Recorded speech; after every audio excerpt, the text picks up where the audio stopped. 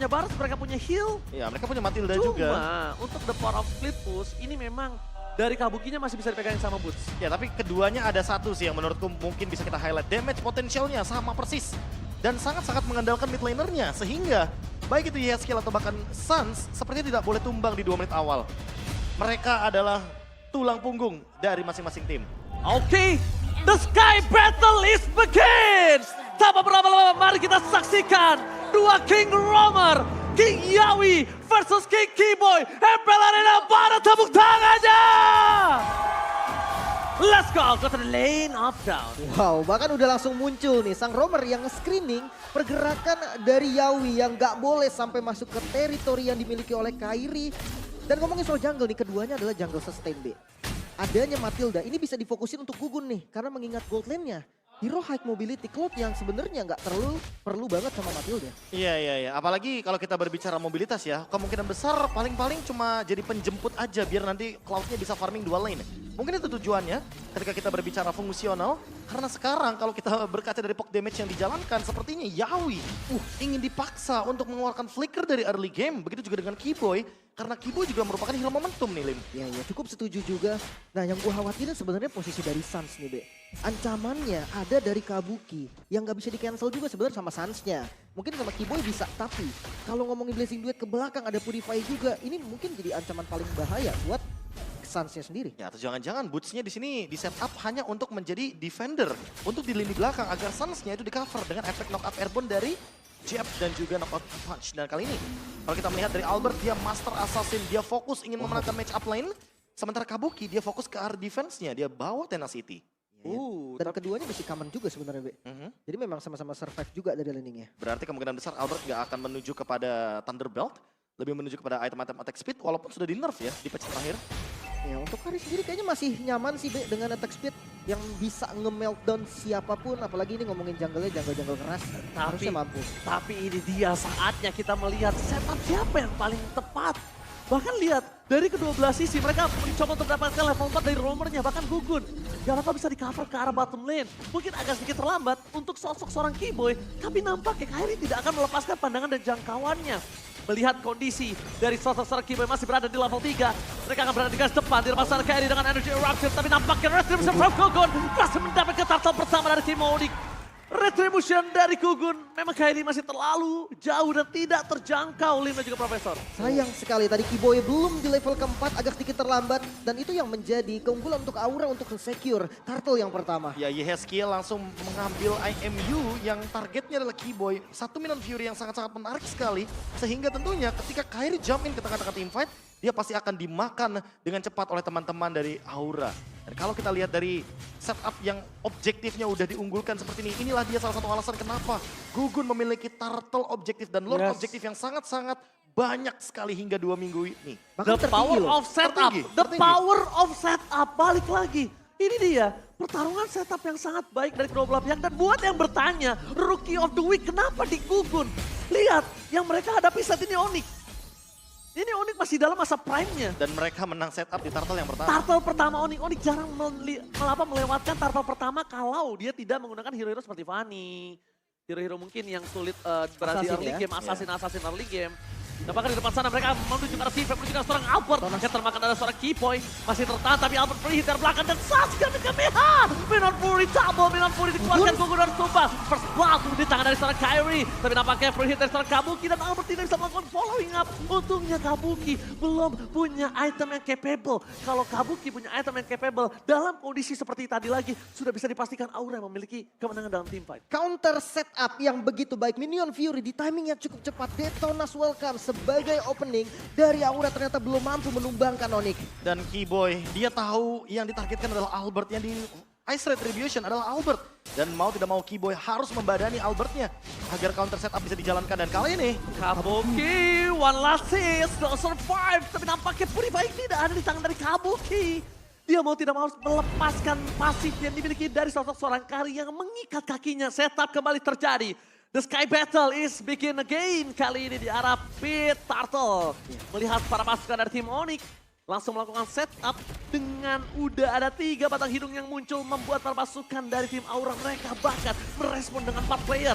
Double knockout strike tidak membuat Yawi kendor untuk mundur ke arah belakang, tapi Yeskiel belum mendapatkan satu minion Fury. Mereka udah mulai bertukar juga gold lane-nya diturunin ke bawah karena memang tim fight-nya mengandalkan X-Killian banget dan ini akan menjadi bloody fight banget untuk mereka karena banyak banget efek sisi nih yang bisa di-trigger dari Aura ataupun Onyx. Dan lihat ketika tidak ada flicker, Yawi bersama dengan Aura tidak berani memakai setup. The power of retribution, Kairi berhasil mendapatkan turtle membalaskan daripada turtle yang pertama, tapi Kamehameha dari Sans. Flicker for defensive, Aura tidak bisa mendapatkan ini dengan instant kill, tapi Kairi akan terperangkap dari sana. Belum ada Uppress Sword, Kairi langsung tumbang. Walaupun di sana dia bisa dapetin Uppress Sword-nya, tapi tidak cukup waktu untuk sustain. Bahkan Put, flicker for defensive membuat para pasukan dari tim Onyx mereka merelakan Put untuk tumbang. Dengan adanya Heavy Last Spot dan Put teroutplay satu sosok Yawi. Kali ini dia tidak menduga dengan keberadaan dari Boots yang harusnya bisa dimakan.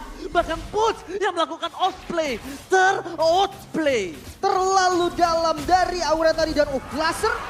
Oh my god, gila Sans Extreme Game Sense yang gak ada kendornya dengan Gord berkali-kali ditunjukkan oleh gila Sans. Wow, bahkan dengan ancaman yang cukup berbahaya ya. Ada Cloud yang siap menyantap kapanpun, tapi Sans memanfaatkan early to mid game-nya untuk ngedominasi dari setiap team fight. Ya lagi-lagi semuanya berkat flicker yang tadi dipicu ketika di team fight Turtle yang pertama. Pasca Turtle yang pertama kita melihat adanya counter setup dari Minion Fury yang sangat-sangat mematikan dan itu yang meng-cancel bagaimana gerakan dari Gugun dan juga Yawi dalam team fight.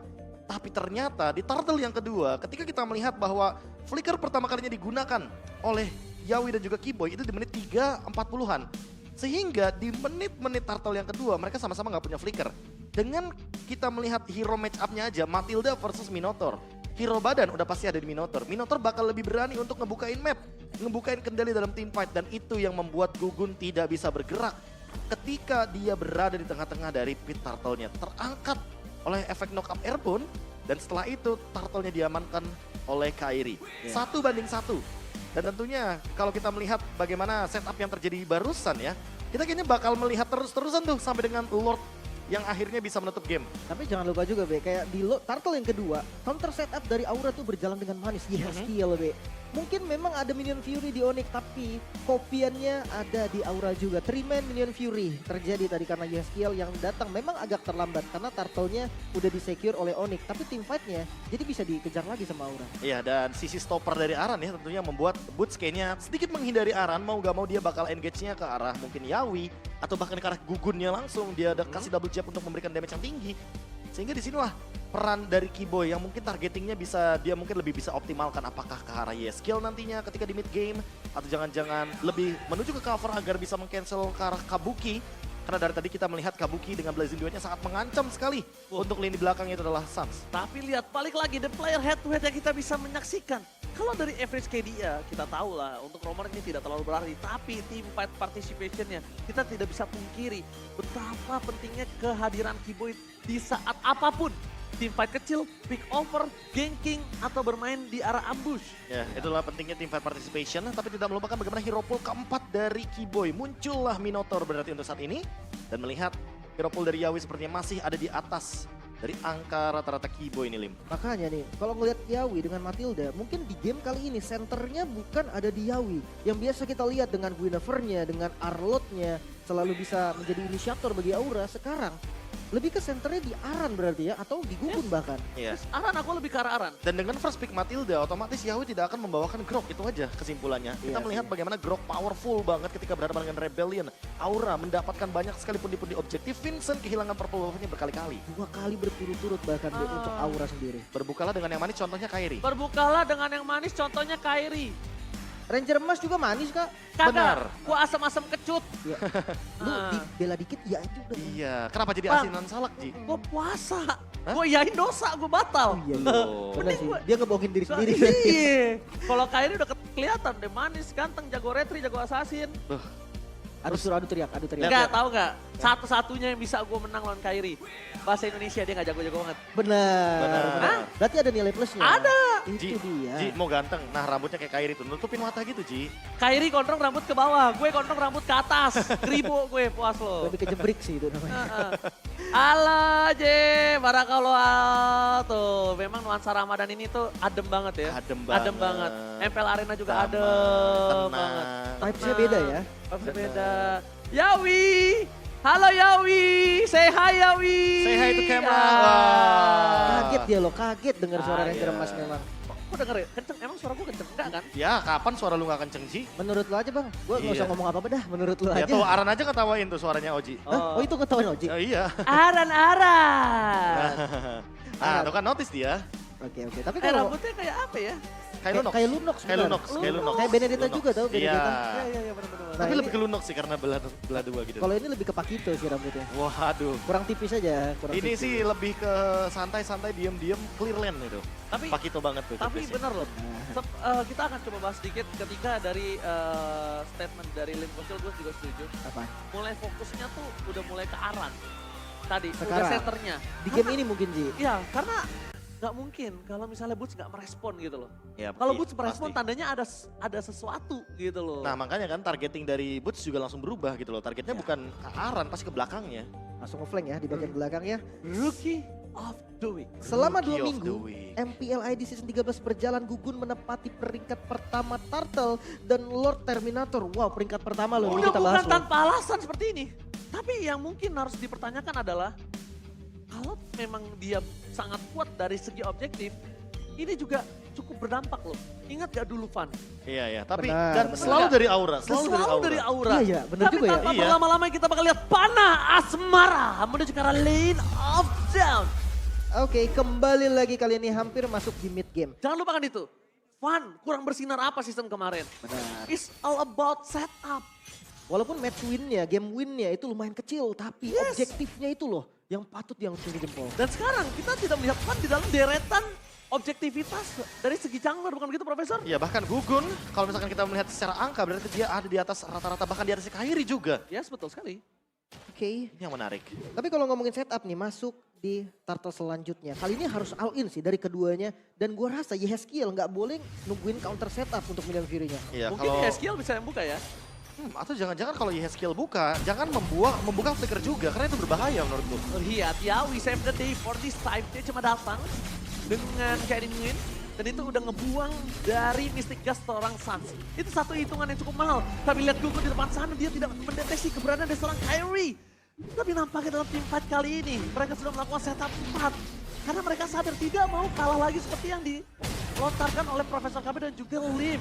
Oke, 4 melawan 5, setup Yawi. Oke, Yawi mencoba untuk menutup seorang Keyboy. Memakan Dia seorang tebas. Kairi supaya bisa mendapatkan retribution dari sosok seorang Gugun.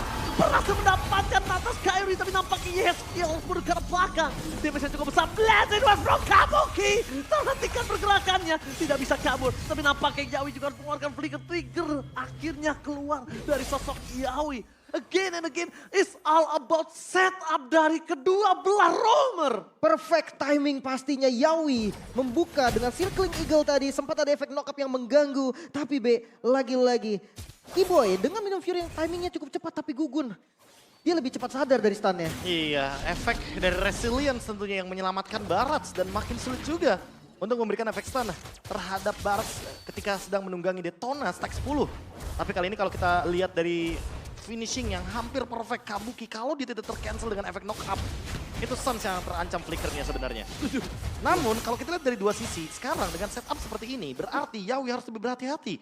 Karena dia hanya mengandalkan Garret Wing. Dia nggak punya flicker, sementara Keyboy dia tidak terpicu sama sekali dengan kehadiran dari flicker yang masih ready banget untuk mengancam Yehezkiel. Sementara Yehezkiel juga terpicu tadi.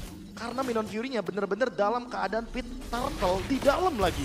Semuanya nggak bakal ada yang bisa escape.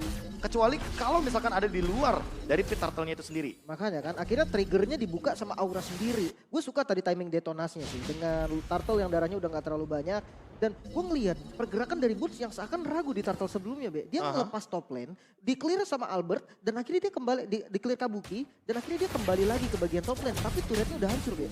Iya, dan bahkan keuntungan sebenarnya memang dipegang sama Onyx secara turret objektif.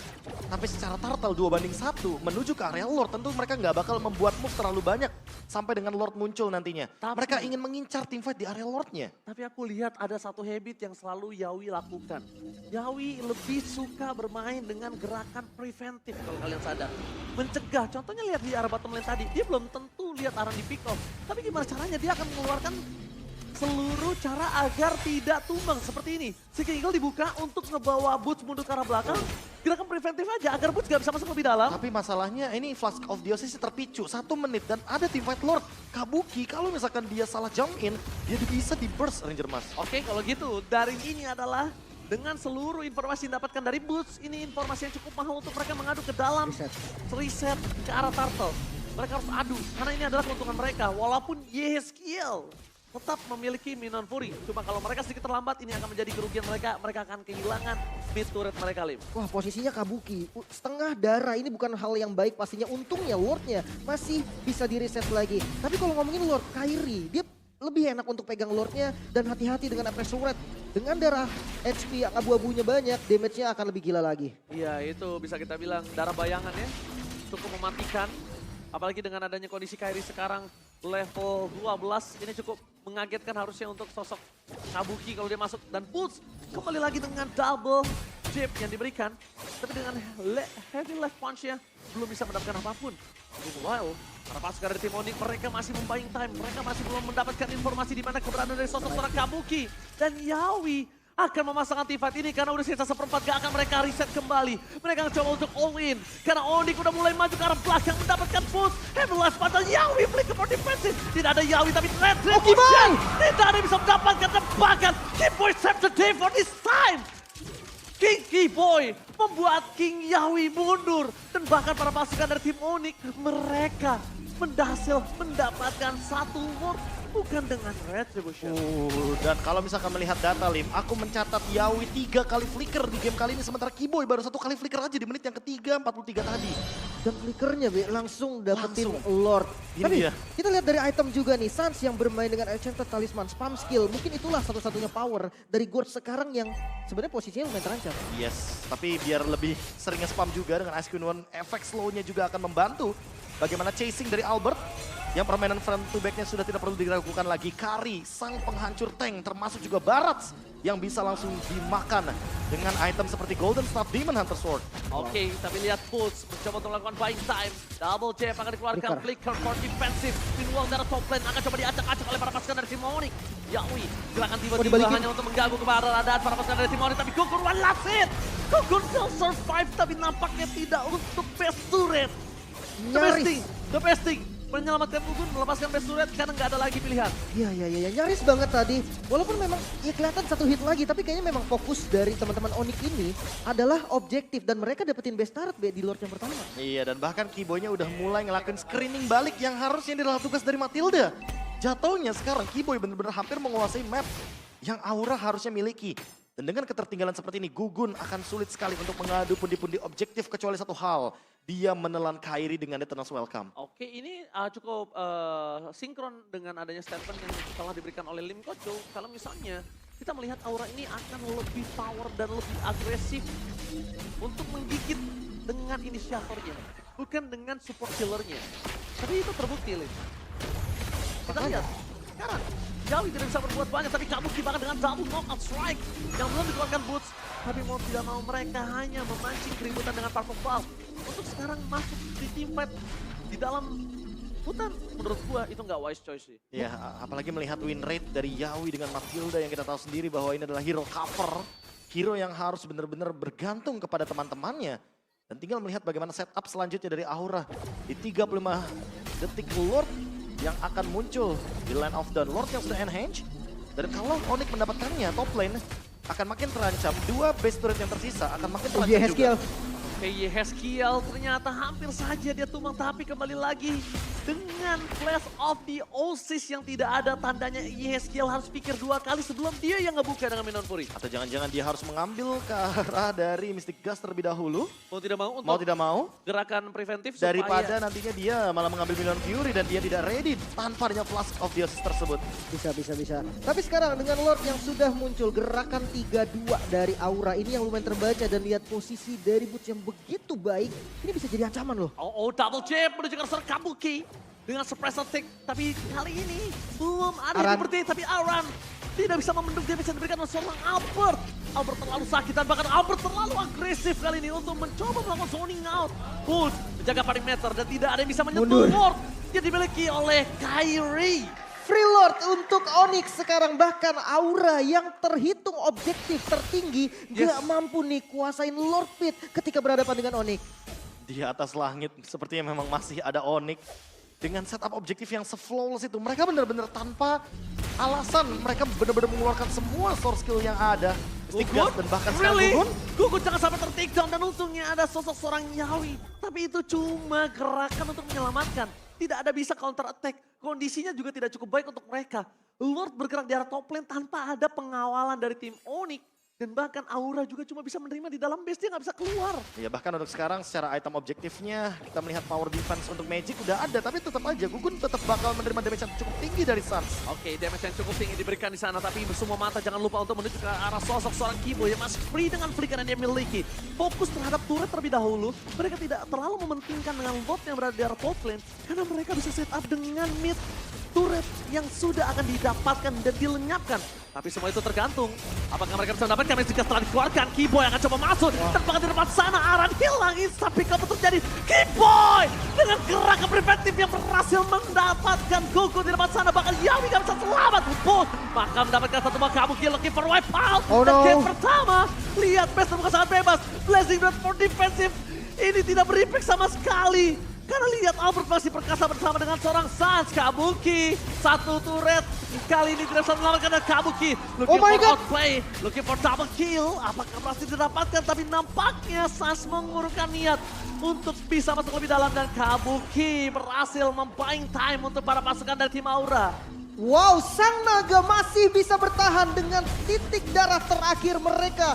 Masih punya base-nya, masih lanjut lagi. Dan Onyx sekarang yang punya PR. Gimana nih menembus pertahanan terakhir dari Sang Naga? Ya, Blazing Duet yang kita tahu sendiri area of effect-nya sangat-sangat luas dan bahkan Lord Advantage yang minus untuk Onyx. Yang biasanya mereka bisa close game dengan punishment yang sangat-sangat luar biasa, tapi kali ini mereka terhalau dengan adanya Kabuki, dengan Cloud yang kali ini masih belum bisa ditumbangkan. Matilda Cloud, double dash, double blink juga tentunya. Dan membuat Kabuki makin sulit untuk di-engage di lini belakang. Satu-satunya solusi adalah menunggu Kibo yang memiliki flicker dan memberikan efek knock up airborne. Agar nantinya Purify dari Kabuki bisa digunakan dan itu adalah timing yang tepat untuk Albert, Kairi, dan Kiboy bisa punish ke arah belakangnya. Tapi nih Be, gimana kalau skenario-nya landing jauhnya dipegang malah 3 orang Be, demi dapetin kill ke arah boost dulu tapi Aran, Wow. Kane, dia harus mengeluarkan flickernya untuk mendapatkan dirinya bisa selamat. Padahal flicker yang selalu dia tunggu itu untuk initiate Profesor. Dan tadi kalau kita bisa bilang, Kabuki benar-benar sangat baik untuk mengkalkulat kalau Albert one by one situasi dengan Kabuki ada turret damage tambahan. Oke, tapi tadi ngomongin skenario yang dibilang sama Lim, kayaknya enggak sih Lim. Onyx ini tim yang paling objektif. Onyx ini objektif soalnya. Mereka mau makan siapapun yang ada di pundi-pundi dari River. Sehingga kalau misalkan Gugun maju sedikit lagi, pasti bakal dimakan. Albert dan Sun sudah menghadang di sana. Lord ketiga lagi dan lagi secara gratis didapatkan. Wah, Free Lord yang sangat berbahaya pastinya, belum menjadi Lord Evolve. Yes, tapi ini bisa dikhawatirkan untuk lost gamenya dari Onyx. Tapi Albert masih kuat dengan retrinya ya, saya lihat tadi ya. Oh, enggak pakai retri dia itu. Tidak Sorry, menggunakan sorry. retri Sorry, sepertinya. sorry. Cukup bisa nostalgia sedikit ya, agak bisa menuju ke belakang sana. Iya kan? Karena ya kalau memang agak cukup ironi kalau misalnya kita akan bahas sedikit Profesor. Iya. Ketika Yawi mendapatkan juara di M4 di Indonesia. Itu ironinya adalah satu-satunya sosok jungler Indonesia yang menurunkan Kairi dan yang membuat Kairi naik si Albert. Betul Dan sekali. sekarang berada di tim yang Di sama. tim yang sama.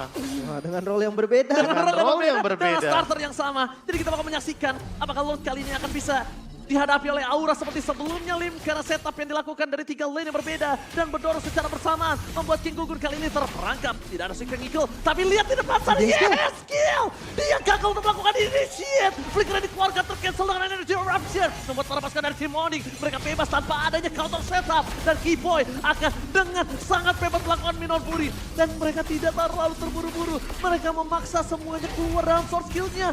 Dan mereka menunggu Minor Fury dan Aran. Kali ini akan coba dimakan tapi boost terlalu dalam. Tidak bisa diselamatkan Kabuki again. Press for nothing. Minor Fury from Keyboy. Dapetin double stun. Sepakat. Hilang base-nya. Objective Gaming. Onyx. Oh ya, Objective Gaming dan game pertama di tangan dari tim Onyx. Tim fight jangka panjang yang bisa diungguli pastinya oleh Onyx. Mereka mampu bermain hit and run walaupun Boots menjadi korban tapi mereka tetap bisa menutup game pertama untuk mereka. Dan inisiasi dari Keyboy selalu ada follow up-nya. Entah Albert, entah Suns, entah Boots. Tidak ada source yang sia-sia, tidak ada utility yang terbuang secara percuma. Onyx menutup game ini, game yang pertama dengan team fight yang sangat-sangat solid. Sehingga mereka tidak hanya melakukan outplay terhadap Aura. Mereka benar-benar mengeksekusi Aura dengan sangat-sangat matang di game yang pertama. Wah, gue ngeliat memang winning condition dari teman-teman Aura ini nggak bisa berjalan dengan baik sampai masuk di mid game tadi deh. Entah kenapa nih, 3-2-nya nggak berjalan dengan baik. Cloud-nya selalu harus ditemenin dan selalu dimakan juga di posisi 3-nya dari Gigun. Dan Lim bisa lihat sendiri ketika Onyx berhadapan dengan Aura yang berempat ketika Cloud-nya sedang sendiri di bagian top lane, Aran-nya duluan yang dimakan. Kenapa? Karena Aran bisa menghentikan Boots. Boots-nya jadi bebas ketika Aran di-delete dalam team fight. Gak